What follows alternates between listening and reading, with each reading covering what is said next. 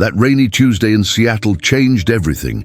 I was rushing to a job interview, already running late, my blazer getting soaked despite my umbrella's best efforts. Then I saw him, an elderly man with a weathered face and cane, struggling at a busy intersection. The crosswalk signal was counting down fast. I didn't hesitate. "Interview be damned." "Excuse me, sir," I said, gently touching his arm. "Would you like some help crossing?" His pale blue eyes showed surprise and relief. "Thank you, dear. These old legs aren't what they used to be." I offered my arm, and he took it with a surprisingly firm grip. As we crossed slowly, he apologized for delaying me.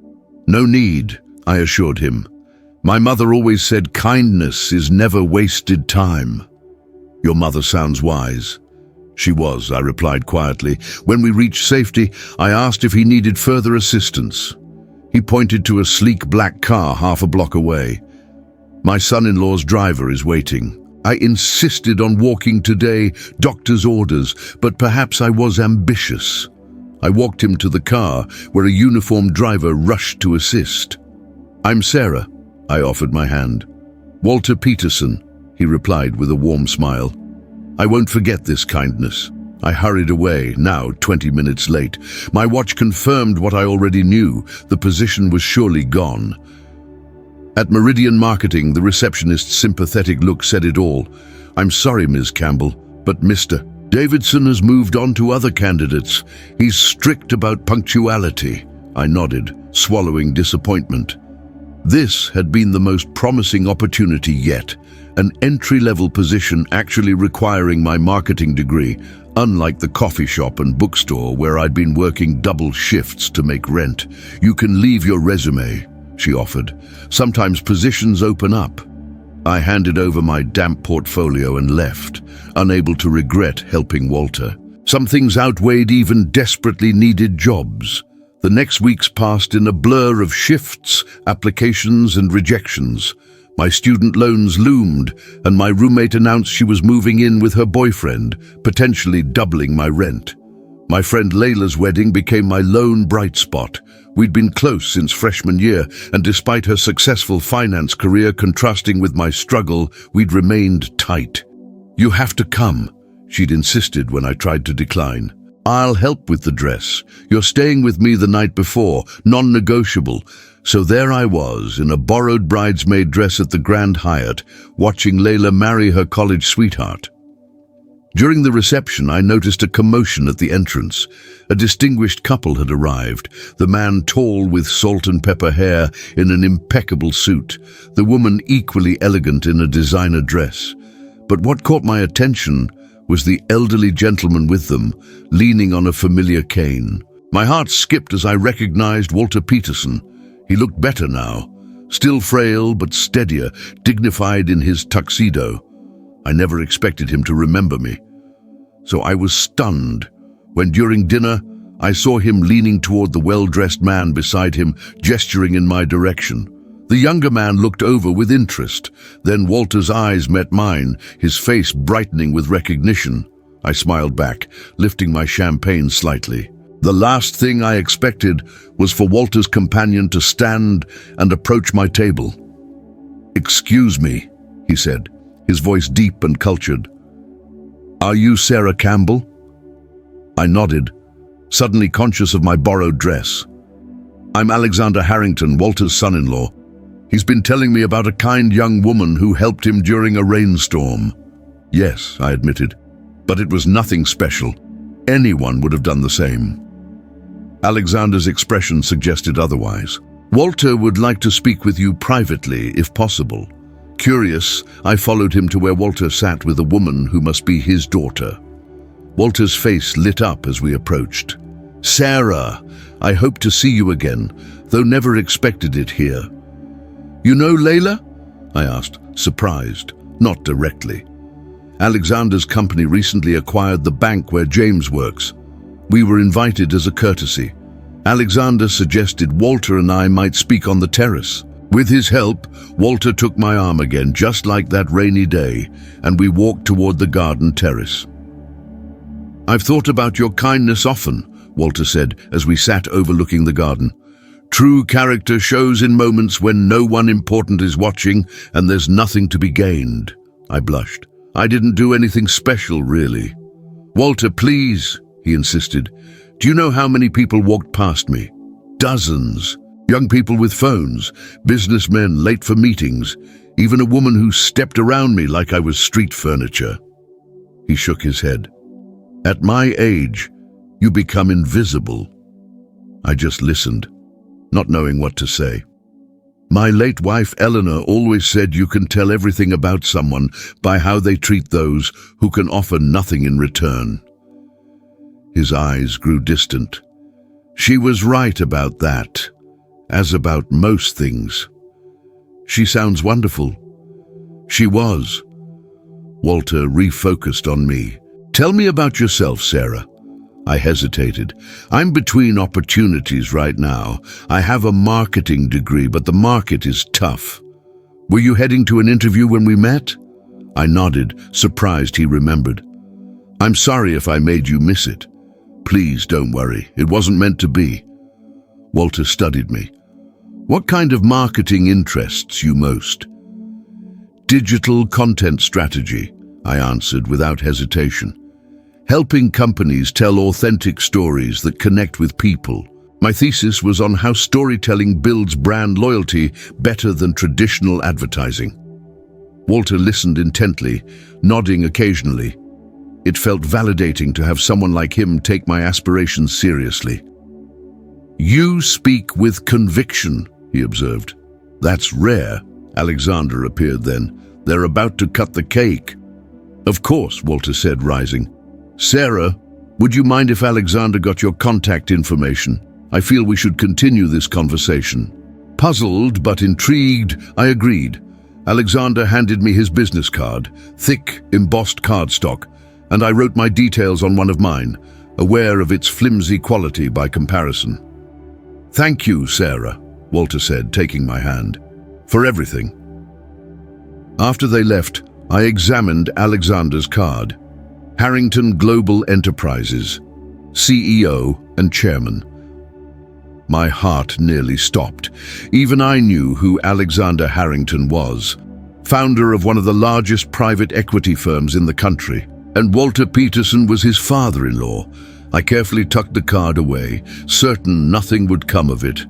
The following Monday found me back at my routine, morning at the coffee shop, afternoon sending resumes, evening at the bookstore. By Wednesday, I'd almost convinced myself the entire interaction was a champagne-induced dream. Then my phone rang. Is this Sarah Campbell? Yes, this is she. Jennifer Moss, Mr. Harrington's executive assistant. He'd like to know if you're available for lunch tomorrow at 1. I nearly dropped the phone. Yes, I can make myself available.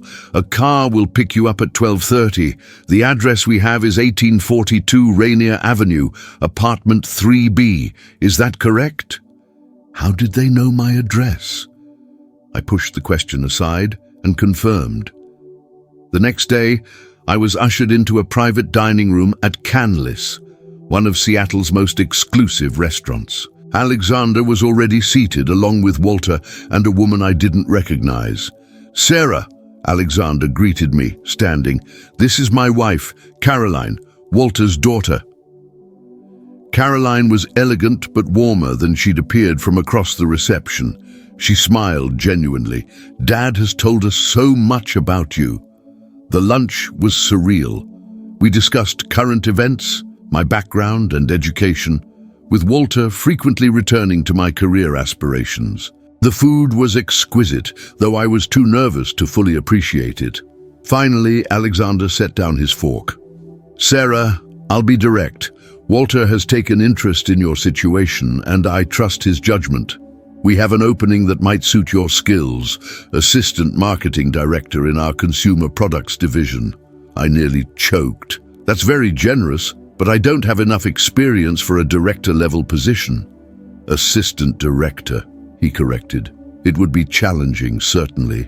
But Walter believes in your potential, and I'm inclined to agree. We're not offering charity, Caroline added, sensing my discomfort. This is a real job with real expectations. You'd report to Marcus Whitley, our CMO, and he's demanding. What my daughter means, Walter interjected, is that Marcus is a brilliant tyrant who makes executives cry weekly. If you weren't qualified, I wouldn't suggest putting you in his path. May I ask why? Why help a complete stranger?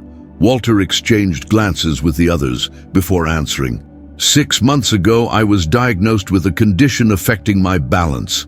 That rainy day, I was supposed to use my wheelchair, but stubbornly insisted on just the cane. He leaned forward. When I almost fell, I realized my pride might literally kill me. Then you appeared, not seeing me as a burden, but as a person needing help. You showed me dignity. But that doesn't explain. I spent 40 years building a company on seeing value where others didn't, Walter continued. Alexander continues that legacy. We invest in people with character and potential, not just experience. Alexander nodded. We're offering an opportunity. What you do with it is entirely up to you. Caroline handed me a folder. Here's information about the position, including compensation. Take time to think. We need your decision by Monday. I glanced at the salary figure and looked up in shock. It was nearly 4 times what I'd hoped to make in an entry-level position. This is overwhelming, I managed. Walter smiled gently. Small acts of kindness can have unexpected consequences, Sarah. Sometimes life works that way. As lunch concluded and I was escorted back to the waiting car, my mind spun with possibilities. Had helping an elderly man cross the street actually changed my entire life's trajectory? I thought about Walter's wife's philosophy, judging people by how they treat those who can offer nothing in return. Maybe that was true, or maybe this was simply extraordinary luck. Either way, I knew one thing for certain. I would never again underestimate the power of simple kindness. Sometimes it seemed the universe was watching after all. The transformation was like stepping into another world. 2 weeks after accepting the position at Harrington Global, I'd moved from my cramped apartment to a sleek 1-bedroom downtown, closer to the office. My new salary made it easily affordable. My first day at Harrington Global was intimidating. The towering glass headquarters dominated the Seattle skyline. Inside, everything screamed power and prestige. Marble floors, modern art, staff in impeccable suits moving with purpose. Jennifer Moss, Alexander's assistant who'd called me, was waiting in the lobby. "Welcome to Harrington, Ms. Campbell," she said, handing me a security badge. "I'll take you to meet Marcus Whitley." As we rode the elevator to the 32nd floor, Jennifer offered a tight smile. "A word of advice, Marcus doesn't care about your background or how you got here. He only respects results." I swallowed hard. Understood. Marcus Whitley's office was minimalist and pristine. The man himself was in his 50s, trim and intense, with calculating eyes that seemed to be evaluating my market value. "So you're Walter's charity case," he said without preamble. I flinched, but stood my ground. "I prefer to think I'm here on potential, Mr. Whitley. But I understand I have much to prove." He studied me, then nodded slightly. "Your first assignment is analyzing our consumer engagement metrics across platforms. Previous strategies are underperforming. I want fresh perspectives by Friday. I'll have it ready, I promised." "I expect nothing less than excellence," he replied, already turning to his computer, dismissing me. The next 3 months were the most challenging of my career. I worked 14-hour days, including weekends. Marcus rejected my first 3 proposals with brutal efficiency, sending me back to rethink my approach each time. I barely saw Walter or Alexander, who operated on different floors and in different spheres. Occasionally, I'd receive a brief email from Walter checking on my progress, but otherwise, I was on my own. By month 4, I'd earned a grudging respect from Marcus. My content strategy for their newest product line had gained traction, generating engagement numbers 40% above predictions. "Not terrible," Marcus admitted during our review meeting. The influencer partnerships were particularly effective. Coming from him, this was high praise. That evening, as I was preparing to finally leave at a reasonable hour, my desk phone rang. Sarah Campbell. "Sarah, it's Walter. Do you have plans for dinner?" 30 minutes later, I found myself in a quiet restaurant with Walter, Alexander, and Caroline. They greeted me warmly, as if we were old friends rather than employer and employee. "You've impressed Marcus," Alexander said after we'd ordered. "That's no small achievement." "He's demanding," I admitted, "but I've learned more in 4 months than in 4 years of college." Walter smiled. "Marcus reports you've brought fresh perspectives to campaigns that had grown stagnant." I felt a blush creeping up my neck. "I'm just doing my job."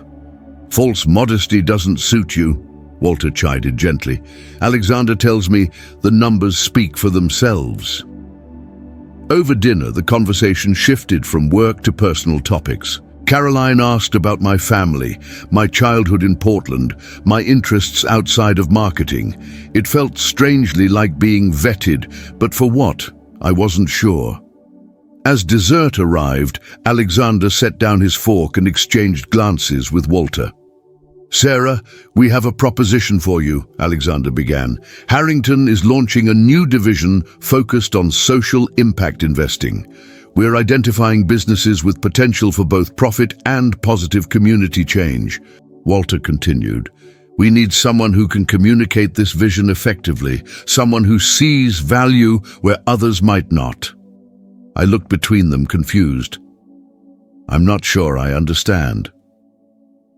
"We want you to head marketing for the new division," Alexander said. "You'd report directly to me, not Marcus." My mouth fell open. "But I've only been here 4 months. There must be dozens of more qualified people." "More experienced, perhaps," Caroline agreed. "But qualified in the ways that matter? That's debatable." "Why me?" I asked, genuinely bewildered. Walter leaned forward. "Because you understand something essential that many in business forget, that people matter. That kindness has value. That seeing the humanity in others is a strength, not a weakness." "The division launches in 2 months," Alexander added. "You'd have time to transition your current projects and build your team." My mind raced. This was beyond anything I'd imagined possible just months ago. From unemployed to department head in under half a year. "You don't need to decide tonight," Caroline said, noticing my overwhelmed expression. "Take a few days to think about it." Later that evening, as the car dropped me at my apartment, I couldn't stop replaying Walter's words. That kindness has value. That seeing the humanity in others is a strength. I'd always believed that, but in a world that often seemed to reward selfishness and aggression, it was easy to doubt.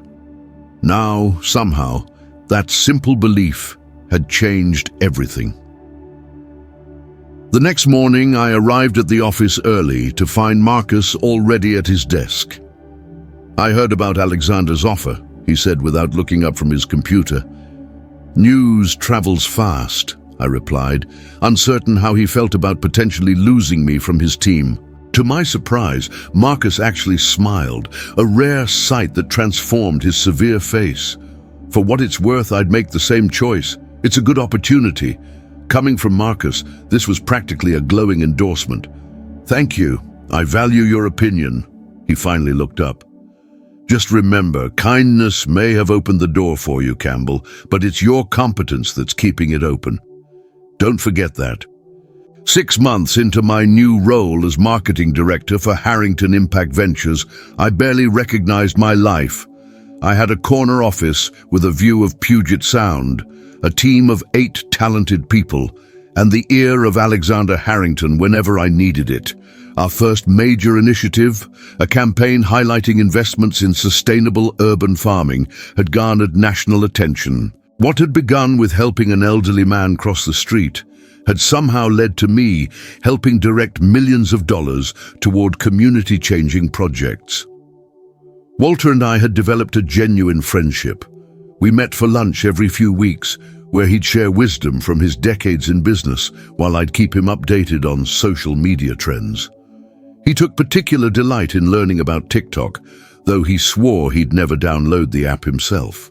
It was during one such lunch that Walter seemed unusually contemplative. "Is everything all right?" I asked as he stirred his soup without eating. "Just reflecting," he said. "Next week marks 1 year since that rainy day when you helped a stubborn old man." I smiled. "The best decision I ever made." "For both of us," Walter agreed. "I've been thinking about how many moments like that happen every day. Small kindnesses that go unacknowledged, opportunities to see value in unexpected places." "What are you suggesting?" Walter's eyes brightened. "What if we created a foundation, something separate from Harrington's profit-driven ventures, a way to recognize and amplify everyday acts of compassion?" The idea resonated immediately. "A foundation that invests in people the way you invested in me." Precisely. Not charity, but opportunity. Identifying people with character and potential who just need a door opened. Over the next few weeks, the concept evolved into a formal proposal. Walter and I presented it to Alexander and the Harrington board, a foundation that would identify individuals who demonstrated exceptional character through small acts of kindness and provide them with educational or entrepreneurial opportunities. Alexander approved it with one condition, that I would run it alongside my current responsibilities. "This has your fingerprints all over it," he said. "It needs your voice." The Peterson-Harrington Foundation launched 6 months later with an initial endowment of $50 million. Our first recipient was a grocery store cashier who'd been secretly paying for elderly customers' prescriptions from her own modest salary. We provided her with funding to complete the nursing degree she'd abandoned to support her family. Within a year, she was working at Seattle General, developing a program to help low-income seniors navigate healthcare costs. On the Foundation's first anniversary, we held a small celebration. I found myself standing beside Walter, watching as our recipients mingled with Harrington executives. "Did you ever imagine this would come from helping me cross the street?" Walter asked. "Never," I admitted. "I was just trying to make it through another day." "Life's greatest changes often come from its smallest moments," he mused. "My father used to say that character is built in private and revealed in public. What we choose when no one's watching defines who we truly are." I thought about how different my life had become, not just professionally, but personally. I'd developed confidence, purpose, connections, all stemming from a moment that had seemed inconsequential at the time. "There's something I've never told you," Walter said, interrupting my thoughts. "That day in the rain, it wasn't just that I was being stubborn about using my wheelchair." I looked at him questioningly. I'd received some difficult health news that morning. The prognosis wasn't good. I was angry, feeling sorry for myself, convincing myself that the world was cold and uncaring. He smiled ruefully. "I was testing my theory by seeing how many people would pass by an old man struggling in the rain. Walter, then you came along and proved me wrong." He patted my hand. "You didn't just help me across the street, Sarah. You restored my faith when I needed it most." I felt tears threatening. "And the health issues? Still there, but manageable, and I have a much better perspective now." He gestured around the room. "All of this from one moment of authentic humanity. Imagine what would be possible if we could multiply that 1,000-fold. Later that evening, as I drove home along the same streets where I'd once helped Walter, I reflected on how completely my life had transformed. From struggling graduate to foundation director, from barely making rent to helping allocate millions toward positive change. But the most profound change wasn't in my bank account or job title. It was in understanding the true impact we can have on each other's lives, how the smallest actions can ripple outward in ways we never anticipate. I pulled over at the very intersection where I'd met Walter. The rain was falling again, soft and steady, just as it had been that day. I watched as people hurried past, umbrellas tilted against the weather, most locked in their own concerns. Then I noticed a young woman helping an elderly gentleman with groceries, sheltering him under her umbrella as they waited for the bus. I smiled, feeling something like recognition. The world was still full of kindness, if you knew how to look for it. As I drove the rest of the way home, I thought about what Walter had said. That character is built in private and revealed in public. In the privacy of our choices, in those small moments when no one important is watching and there's nothing to be gained, we write the true story of who we are. And sometimes, if we're fortunate, that story opens doors we never knew existed.